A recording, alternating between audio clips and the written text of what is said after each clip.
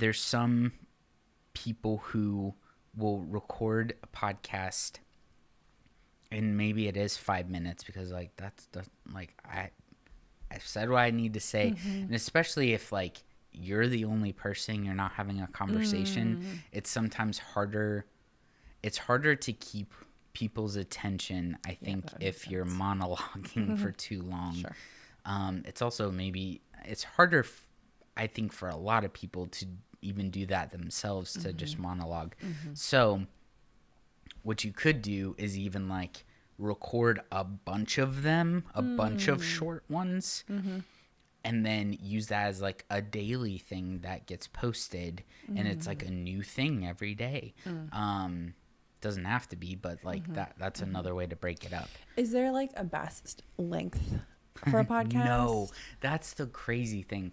So the longer the podcast is, the more likely you'll have opportunities to create more clips. How so? From that standpoint, if you're wanting to create more content from one recording, longer might be better. Now, you could also just be talking about nothing, and so that's another thing you have to be careful of. So whatever you're talking about, hopefully it's like enough to like So you want some actually meat yeah to you the you need meat. It's best to prep a little bit, you know, that Sure. kind of a thing. Okay. But if you're talking about something you're passionate about, what your organization is passionate about, you'll probably be okay. I listened to a podcast that was so long it was split up into 2 parts. It was between 4 and 6 hours total. Whoa. And this was one conversation, but they split it up into 2 That's podcast intense. episodes.